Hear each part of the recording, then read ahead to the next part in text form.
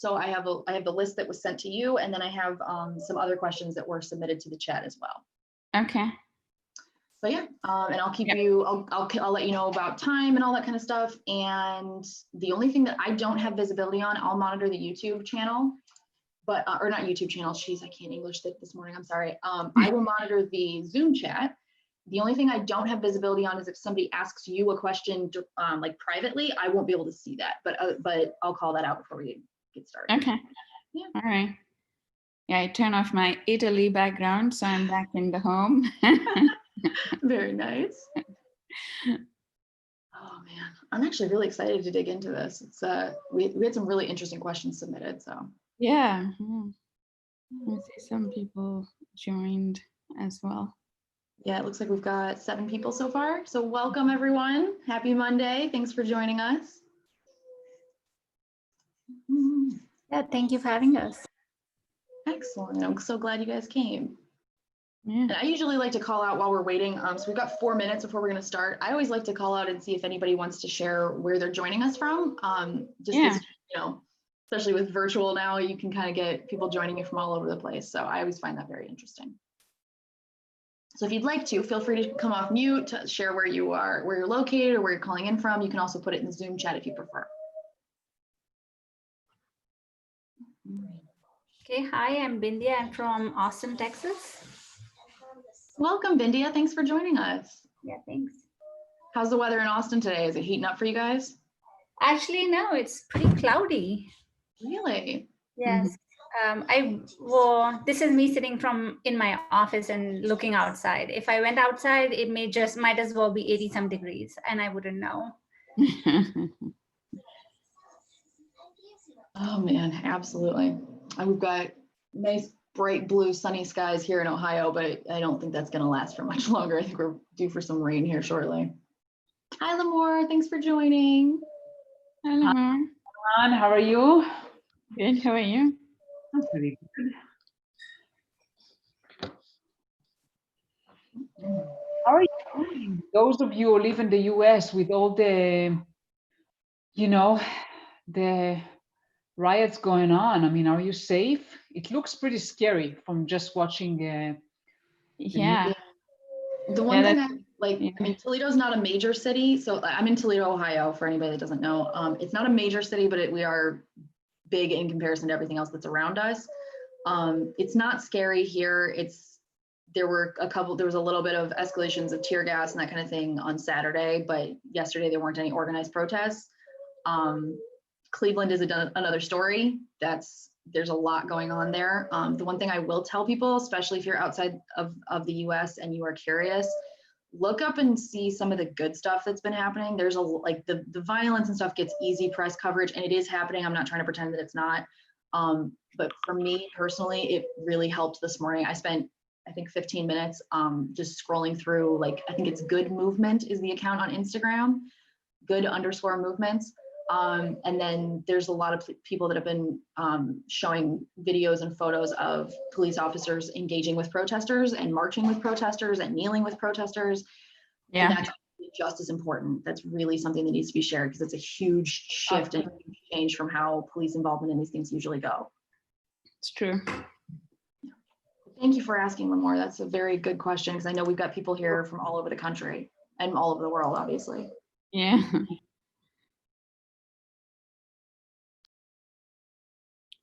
All right, we have a couple of more minutes. I'm going to get my charger just in case run out of power. I'll be back in a second. Take your time. We've got 2 minutes before we get started.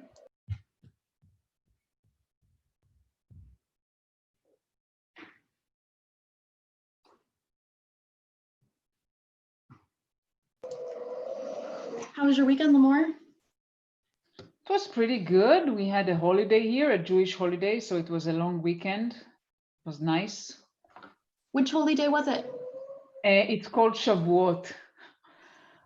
I mean, the tradition is eating I mean, I'm vegan, but the tradition is to eat a lot of dairy product. So cheesecake and pies and all that. I mean, I tend to avoid dairy because I get kidney stones, but that sounds like a holiday I can absolutely get behind. Yeah.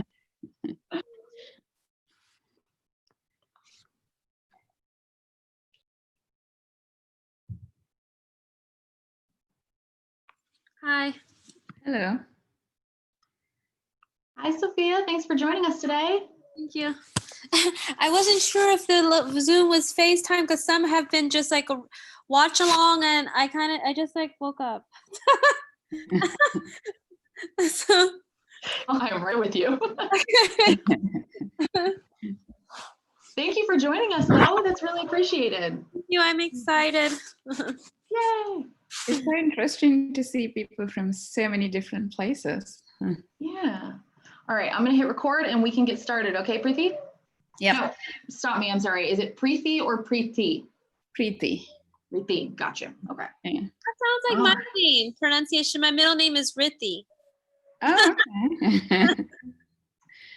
Yeah. All right. Okay. So we're going to get started here. Welcome, everyone. Happy Monday. My name is Meg. I'm here from Power to Fly, and I am super excited to be your host for today's office hours session with Preeti. She's going to be talking to us about advancing your technical career. Now, I know real quick, we got a couple housekeeping things, and then we'll dive into conversation. So a lot of you submitted questions before today's office hours. That's awesome. We tried to compile those, and we sent a list of them to Preeti ahead of time, so she'd have time to prepare answers to some of these. But we also understand that everybody here might have questions that are different. So if you have a question that you'd like to ask and you'd like to start us off and either come off mute and ask the question or throw it into the Zoom chat to start today's discussion, you are more than welcome to. I can fill silence for as long as I need to. I am more than happy to be interrupted. That being said, if somebody else is talking, that's not me, we're going to try not to interrupt each other.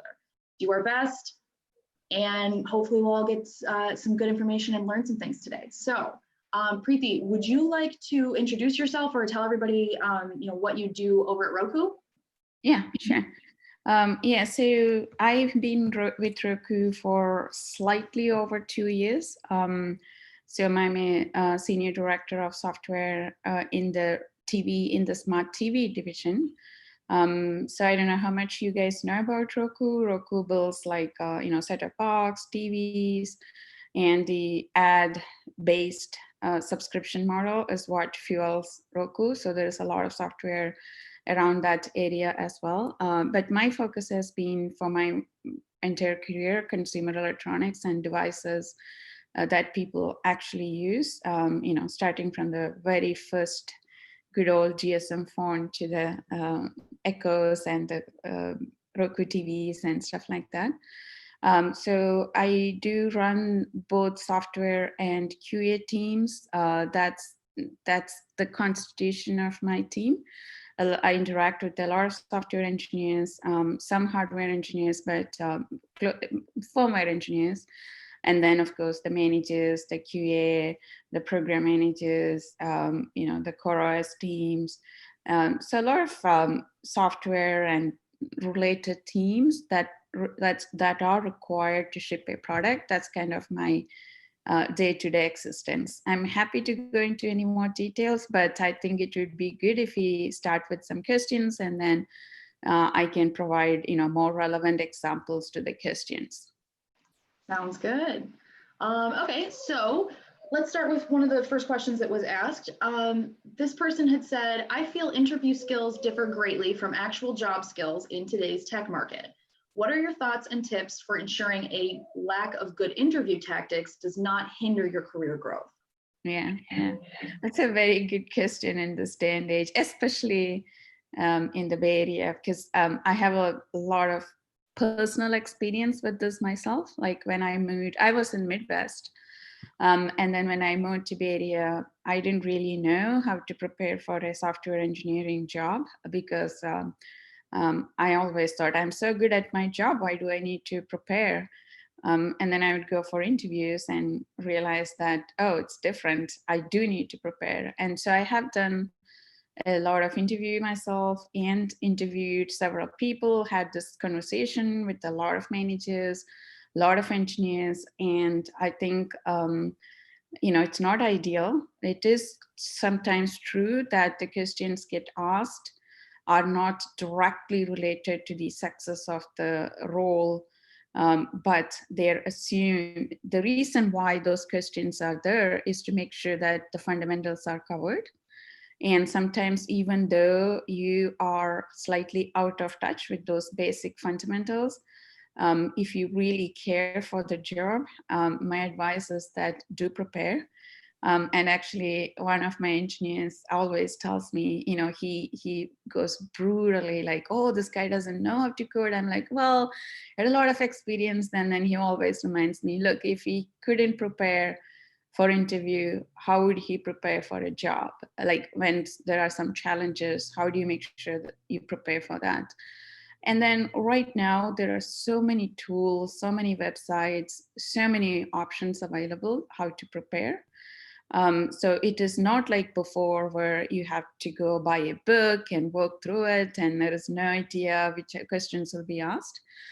So definitely, you know, if you know that you're going to interview in a couple of months for whatever role it is, look up, do your research, do your studies, prepare.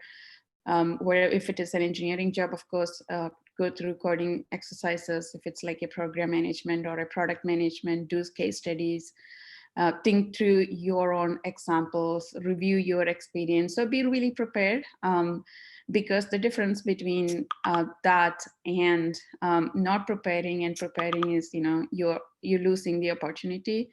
And once you get the opportunity, you know, you may just shine through it. So, you know, if it is just 10 to 12 hours, why not just put in that effort? You know, and I think people are to address the part where the question said it's not directly correlated. You know, even from my side, we are constantly working on how we can improve that situation as well. You know, if you remember, there were times when people used to ask puzzles, and you don't see those anymore. So people are realizing it and adjusting it, but you know, it'll take some time. So in the meantime, I think your best bet is prepare. Absolutely. Thank you for sharing that. All right, so one of the other questions that we were submitted earlier, this person asked, how can I stay up to date with technology, but at the same time leverage and develop other skills? Yeah, so I don't know if the person who asked the question is in the audience. I think what they meant was like unrelated to the career, right?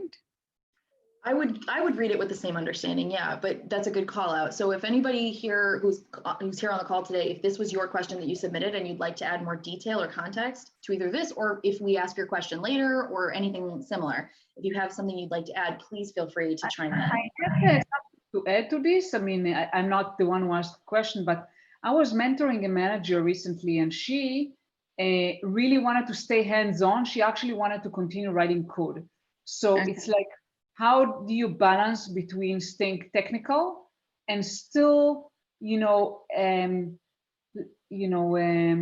focusing on other skills like management, leadership, and so forth? Okay, so it doesn't necessarily mean non-career. It could be other skills as well. Okay. Either way, it's a lot about time management, right? And discipline. Because if your skill building happens during your work, that's the best case scenario. But especially if you move to management, I can tell you it doesn't happen like that, because you go through meetings after meetings and you stay at so high level. And if you need to learn more deeper or practice your skills or improve your skills, you need to find additional time. And so plus you have your personal commitments, you know, so it really boils down to how well you can carve out some time and how disciplined you can be to learn some skills, pick up some project outside of work and build through that. And that is the most successful way I have personally and seen others doing it.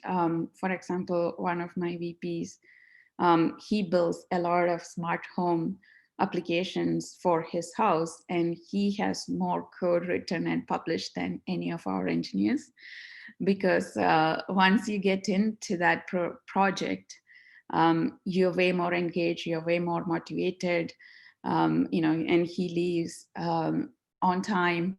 get home and work on it. And so because the project attracts, it engages you. The other successful process I've seen happening is like taking a course. And so you got to be at, there is a time limit. You need to show up, you need to finish the exercise. So it's a forcing function. So there are some of the ways you can do that, but I agree it requires good time management, discipline, and you also need to know what you want to improve the skills in. Because I've seen people 1 month working on Python, and then they go to JavaScript, and then they do machine learning. And you're not going to build a lot of skills by scattering your time like that. For example, something like machine learning, if you're not working on that, and if you need to build it up, you need to have like a really good study plan. You first take the basics, do some programming or projects, and then slowly build that up and stay within that until you have sufficient skills. Because if you do 1 or 2 months, you probably won't reach the depth you aspire to reach. So it is, if more than anything, it is discipline, knowing what to do, planning, setting your goals, and finding the time, and just doing through that. It is difficult, but doable. I think that's a really good point, is that if you're, I think you're right. A lot of people think like, oh, I've got to upskill, or I've got to keep myself fresh. And they, instead of having a plan in place of what they want to work on or what they want to, keep learning in to advance their career, they kind of do it scattered. And so, yes, I wouldn't say you're wasting the time, but it's definitely not going to be as helpful to you as it would be were you following some kind of a path. Exactly. And even if it is with the intent of finding another job, going back to the interview, if you don't demonstrate sufficient depth, you're not going to get through that interview either. So, you have to take time, and, especially if the topics are harder, it takes more time. So have patience and discipline, and, just master it. Thank you. Very well put. Okay, so one of our next questions says, I am currently a developer on my team. What steps should I take to advance from here? And what options do you think are available for the next steps in my career other than being an engineering manager? Okay, that's a good question too. Probably all of us go through that at some point in our career life. So let me address the second part first. What other options other than engineering manager? And again, I don't know the full context of this person's career or availability, because I'm going to take my example and answer that question, but that may not be 100% applicable to whoever asked the question.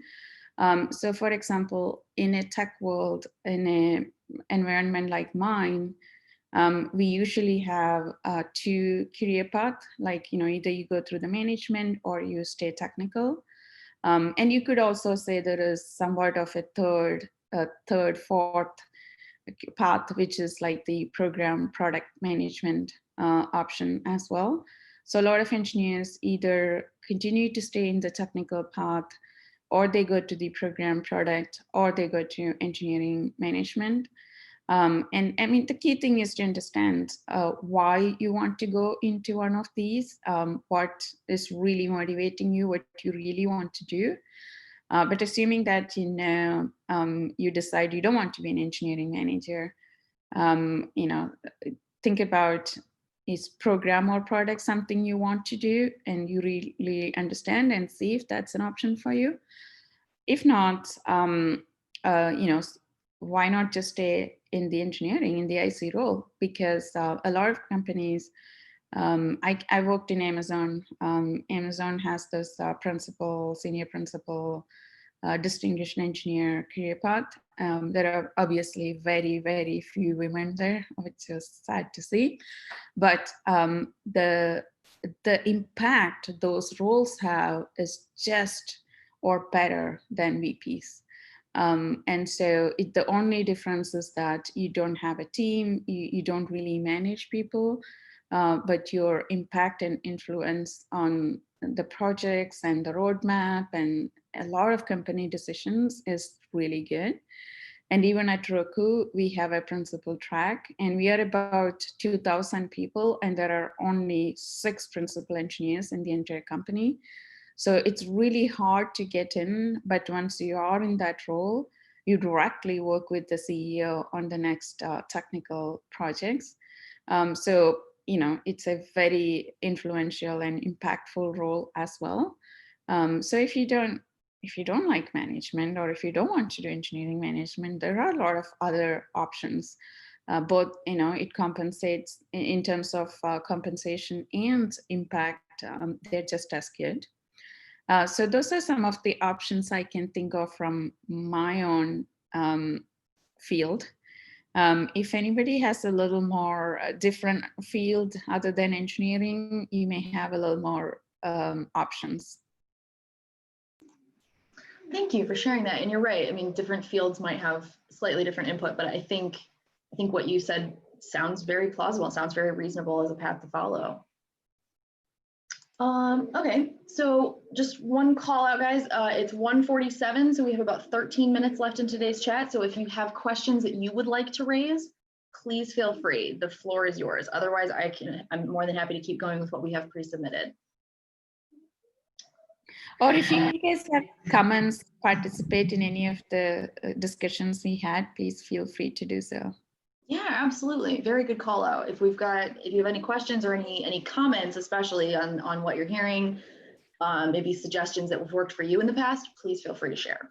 I want to share something, I mean, related to what you mentioned, Preeti, about, you know, the career path for engineers who doesn't want to be managers.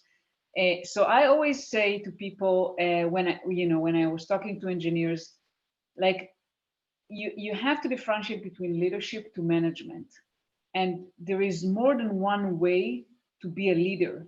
And a lot of times engineers want to grow and they want to become leaders, but not an engineering manager kind of leader, but a different kind of leader, a more technical one. And I always like, yes, you need to work on your leadership skills, but not necessarily that will lead to managing people. You can make a huge influence by just being a leader, by, you know, pushing for ideas, for innovation, helping others. And there are many ways you can grow, and not just by being a manager. And a lot of times, just the engineers don't see the other options. Right.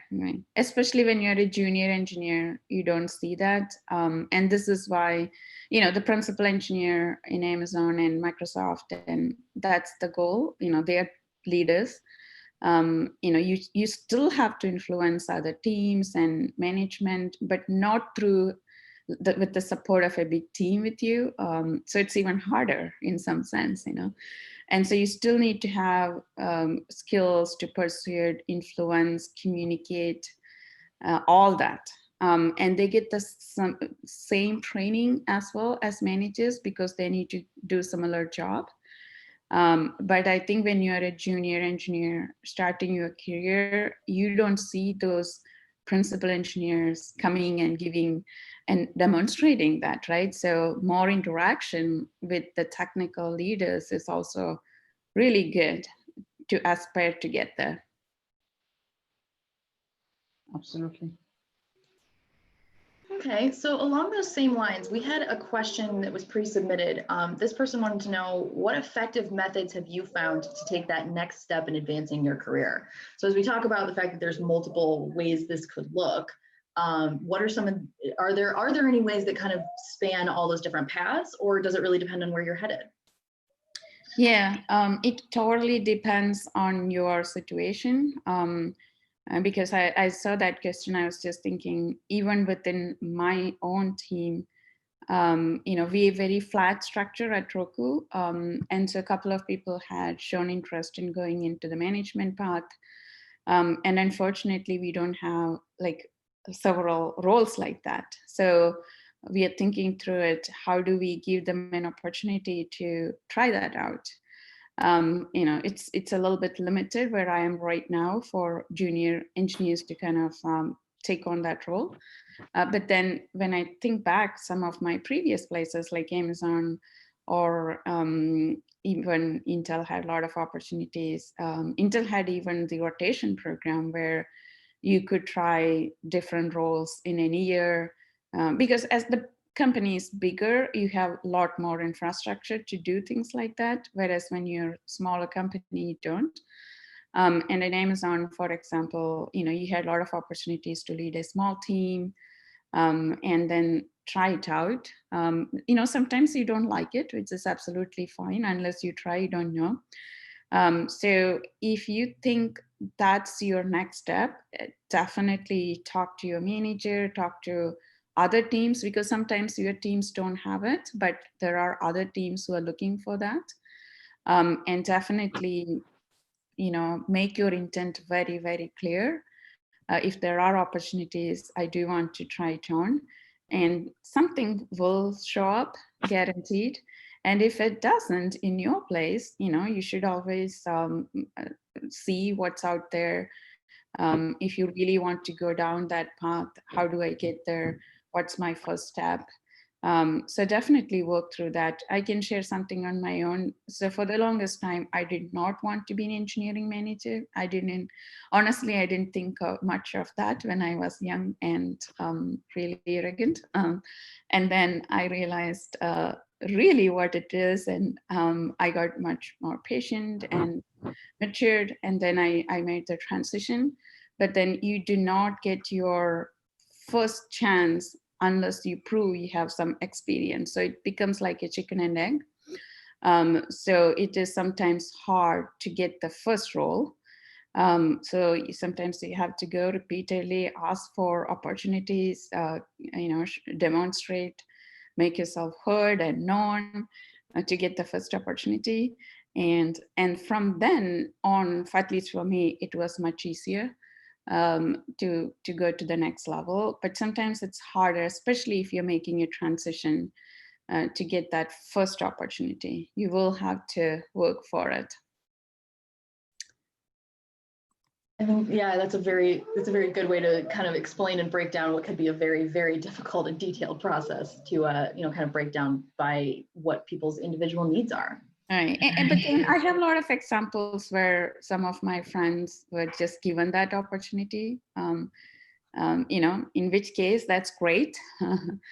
Everybody's career is very different, right? So if you do get opportunities, great, keep going with it. But if you don't see that happening, you will have to make it happen. That's a very good point. All right, so kind of switching a little bit of the tone here. This person had written in asking, how do you know when it is the right time to switch companies?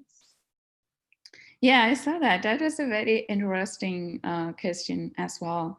And I always think it in terms of both push and pull, because sometimes it's a pull. The ideal switching, in my view, is a pull.